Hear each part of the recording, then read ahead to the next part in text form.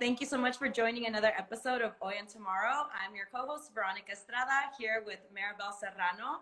And this is our first episode for season 4. And today we are going to be covering all the relevant topics that are top of mind for all of you. So I will let Maribel take it away. She's going to go over the agenda and then she'll get into the COVID-19 updates.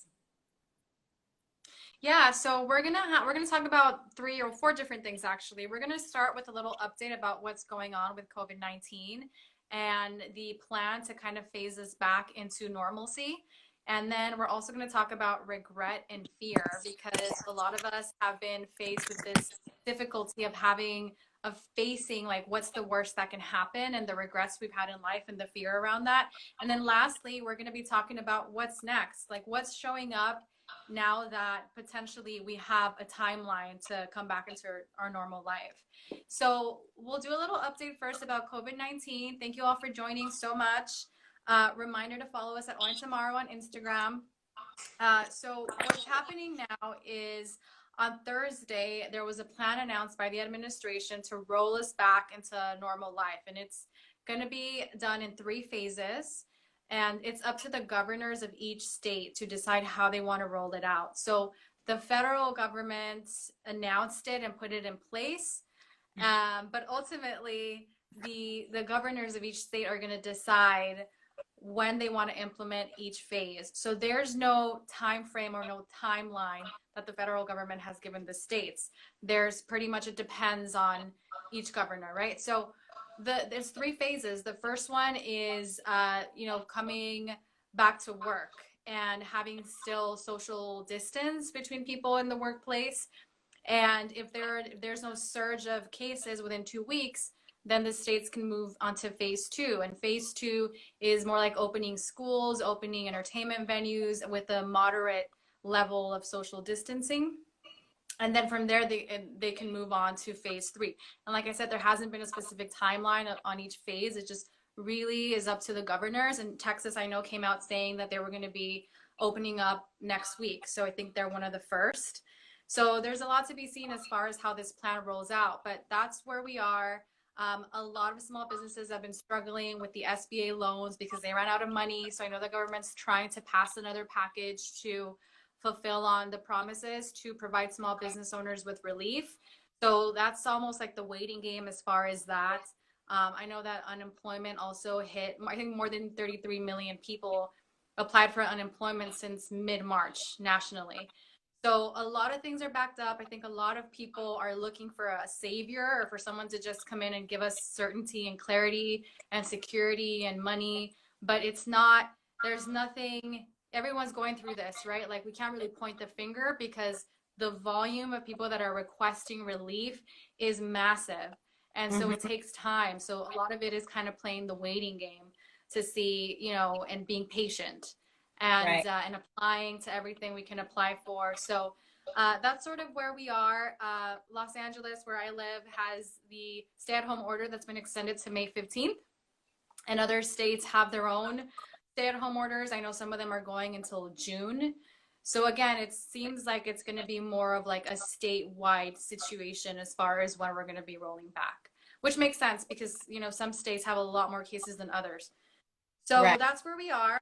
And with that, we also wanted to talk a little bit about fear and regret. So Veronica, go ahead and take it away. You can, I know you wanted to discuss around fear. So share with us what you have. Thank you. Yeah. So what I was researching just before this call is some scientific research that shows, what happens with our bodies when we are in fear or under stress, and also how that can affect our immune system. Because our body, there's 2 primary systems that it functions off of. And one is the fight or flight system, which is activated when we are under stress or we're afraid or we're unsure of what the outcome is. So a lot like what we're going through now, where we don't know what the future holds. There's a lot of threats in the environment as it pertains to losing our jobs or losing, just financial stability, and also not being able to do the things that we're used to doing. So a lot of uncertainty can lead to stress and fear, and that can activate the fight or flight response within our bodies. And that's part number one. And part number two is that COVID-19 impacts everyone very differently. And just because someone who might be younger passes away or is really, really affected by it, that doesn't necessarily mean that everyone in that age group is also going to be impacted the same way. It has a lot to do with our personal immune systems. And so on that, it was the biggest aha that I had from listening to this doctor speak was that our immune system can't fight off any viruses or bacteria or anything internally if we are in fight or flight mode. And so if we are thinking negative thoughts, if we're feeling anxious about the future, and we allow our thoughts to go in this circular pattern of thinking of worst case scenarios, it actually shuts off our immune system response. And so our immune system, we only one or the other can function at the same time. So that was the biggest takeaway that I had, that in order for our immune system to be able to fight COVID-19, we need to be calm. We need to not be in this fear and stress mode, and do our very, very best to remain present and be in gratitude for what we do have. And the other cool thing that I love about this is that laughter actually is an immune system booster. So our recommendation, if any at all, would be to decrease the amount of news that you watch and increase the amount of comedies and laugh-inducing content that you take in, so that your immune system can have a boost, and that way, you know, we can shut off that fight or flight response around what's happening. That's awesome. So watch the funny shows on Netflix, not the scary movies. Yes. Yeah, it sounds like by being in fear and panic mode, we're really doing a disservice to ourselves and to our bodies by weakening the immune system. Mm-hmm. And so it's totally understandable that things are difficult and that there is a lot of stress and anxiety. And also, you know, being cognizant of how that's showing up, and meditating and doing whatever we have to get into like a more calm state of mind, so that our immune system can also be empowered by that. Totally. So that's awesome. Yeah, Yeah. amazing. And I also wanted to talk about regret, because so Veronica and I were talking a little bit earlier, and we were talking about the idea of regret in our lives, and how regret is showing up right now for us is that, you know, we've been taking care of ourselves and protecting ourselves because our biggest fear is that we could potentially die. So that's crossed our minds for sure, right? People are dying and potentially we can also die. So in the back of our minds, we've been thinking about the end of our own lives. And so there's a lot of reflecting, I'm sure, that's happening with people around the world of like, what has my life been like? And if this was the end, like, what would I be happy with and what would I regret? So then the idea of regret really comes forward, and I've experienced it on a personal level. Like, I've experienced a lot of regret around certain things in my life, and I've been really, really confronted with that. And it's important to discuss because regret is part of being human. It's easy to look back and say and regret, like, oh, we regret most what we don't do than what we do, than the choices that we do take on. So regret normally more commonly comes from the things that we did not do and the choices that we did not make. And it's totally normal. Everybody experiences regret. Thank you for the compliments. It's so sweet. So it's something that it's totally human to have regret. And the idea of like, okay, so what would I do different after this is over? What do I regret? And one of the things that can help is really being bold and taking chances and taking on every opportunity and not being afraid to ask for what we want. That helps. It's like really being bold and taking a risk. It's less likely that later we'll regret doing that, and it's more likely that we'll regret not being bold and not taking that risk. And it's difficult. It's very hard. I've experienced throughout this time being confronted with just myself a lot of choices that I didn't make that I was like angry about. And it just felt awful that I let go of opportunities. That's how it felt for me. But I really, really came to terms with it's not personal. Feeling regret is totally normal and it happens to the best of us. And Mhm. doesn't mean that there's anything wrong with us at all. There are different areas of life. There's our health, there's our physical health, mental health, there's family, there's career, there's hobbies, there's purpose. Like if one of those areas of life isn't exactly where we want it to be, it doesn't mean that there's something wrong with us. It doesn't mean that our life is like, somehow not where it's supposed to be. And so really making peace with the choices we did make and the choices that we didn't make.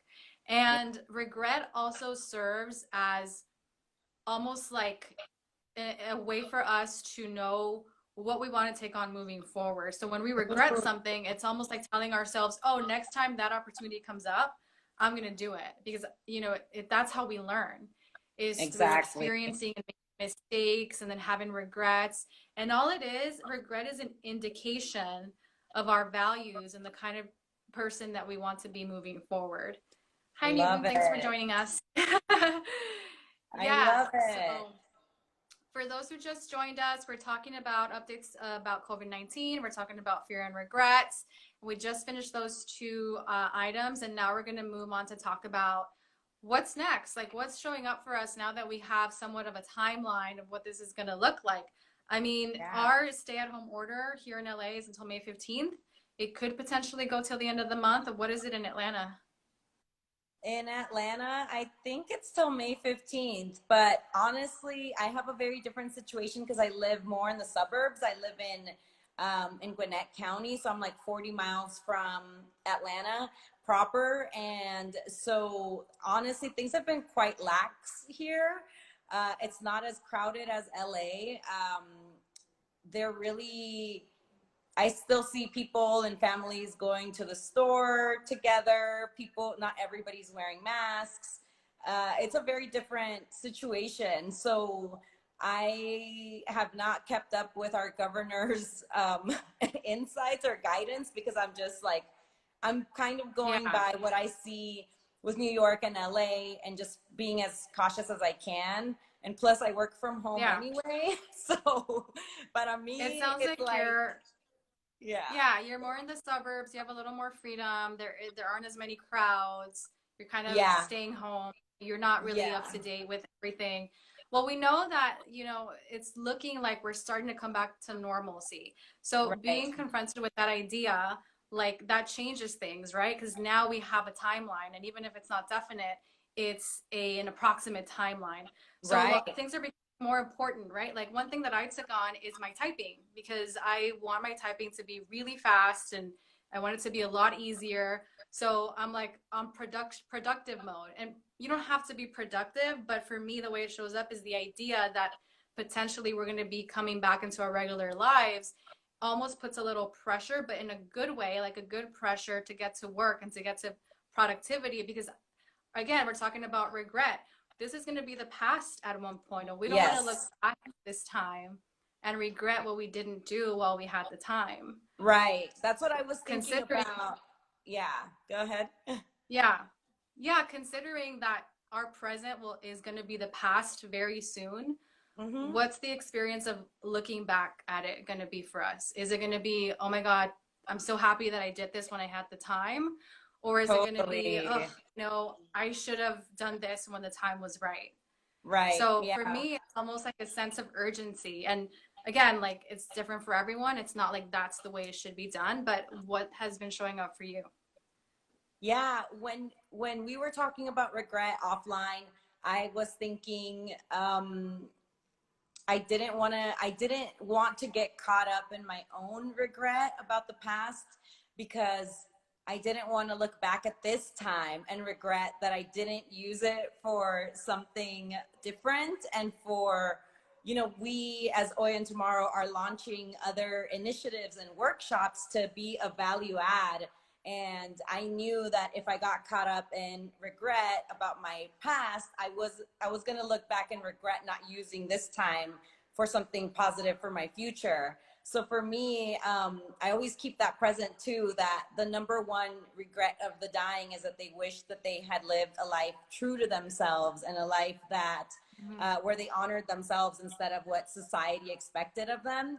And so I've made peace with, you know, the past, and just sort of accept the lessons and the L's as lessons, and just don't get caught up in the cycle. But yeah, in terms of feeling now like, oh my God, we get to go back to normal life, is super exciting, because you know that means I get to visit LA soon also, and it makes me feel really good about the things that I have chosen to do during this time. Like, you know, I've been doing my very best to move my body every single day, and I feel a lot better. It's really helped with keeping depression at bay, and it's really helped me be in a better mood. So I'm really glad with how I've used the time now. And then also working, you know, on our Hoy and Tomorrow workshops and things that are coming up that are just exciting for us is really thrilling. Super exciting. Yeah, to be able to go back out to our communities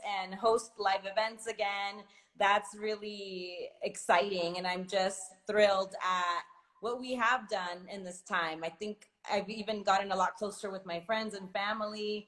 And even though, you know, we suffered a loss by losing my grandma, we do have a lot to celebrate and be happy about. That every other family member that did have COVID-19 has recovered, and you know, we're healthy, and once this is over, we'll be able to come together again.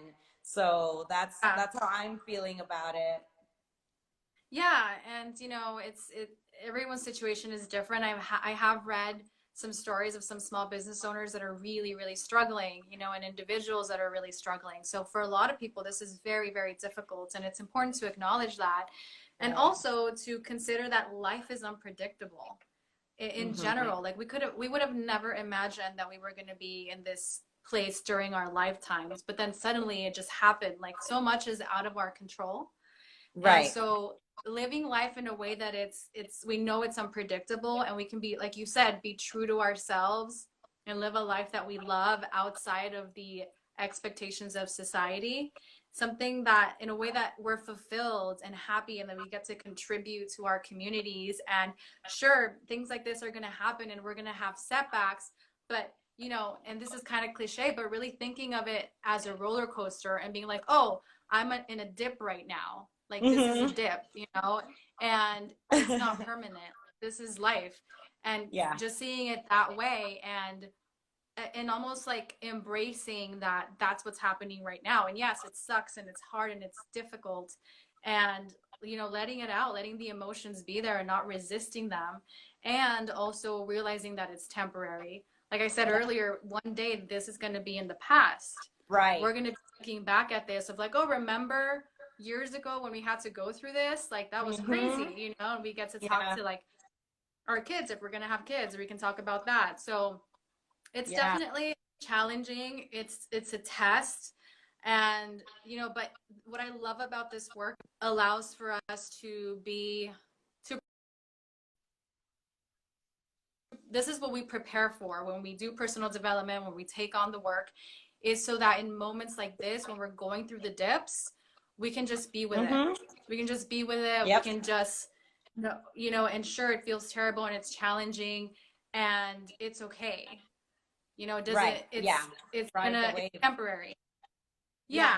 And I agree. You know, it's awesome. I love that you said it's like a roller coaster. Yeah. Or it's like a wave, you know, we ride it, and it's not always there. It comes and it goes, but the ocean's always there, you know, it's always there. So it's about being present and being able to ride the challenging situations.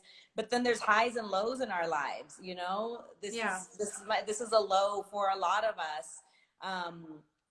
And it helps us be also even more humble and grateful when we do have highs, you know, because we can look back at this time and be even more in gratitude, instead of just like wanting to achieve more and like, okay, what's the next thing I'm gonna do? One thing that struck me is the New York's governor, Andrew Cuomo, was talking about his reflections and how he said that when his mom used to call him and invite him over for a cup of coffee, and he would say yes, and then he'd call her back a few minutes later and say, I'm sorry, I can't make it because I got busy or whatever. And he called himself out and he said that was wrong. Like, that was not the most important thing. Being busy and working, that's not the most important thing. The most important thing was that he should have been with his mom, that he spends that quality time with her. And he also talked about getting to know his kids who are in their 20s a lot better, and how he realizes how much he was missing out on their lives by just, we're all so busy, you know, and we just have these superficial check-ins and light conversations where we don't really get into it.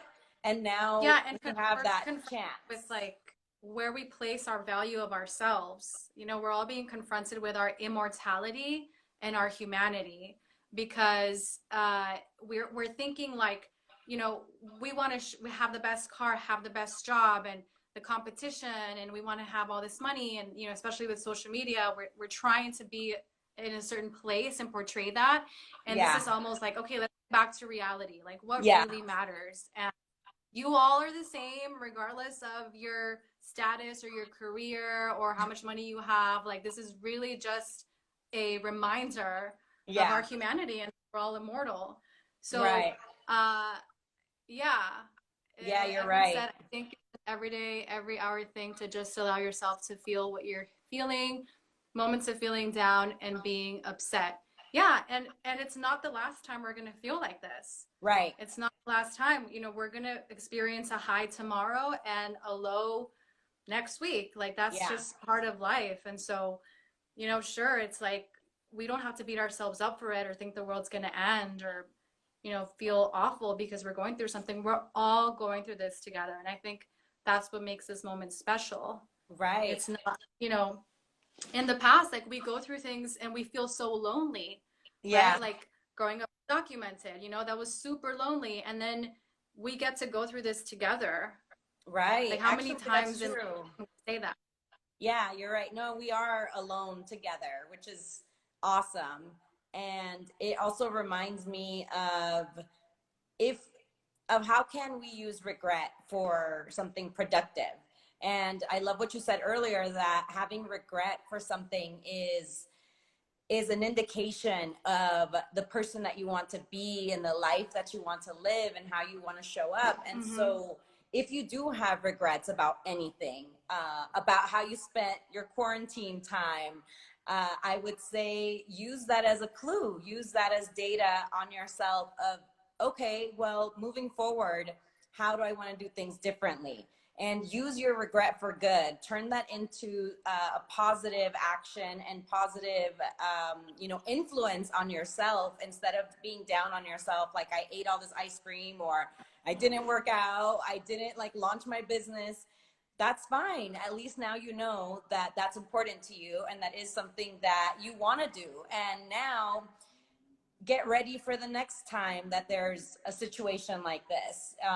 You know, Ray Dalio, the author of Principles, says we have to look at life and these situations as like that thing that's happening again.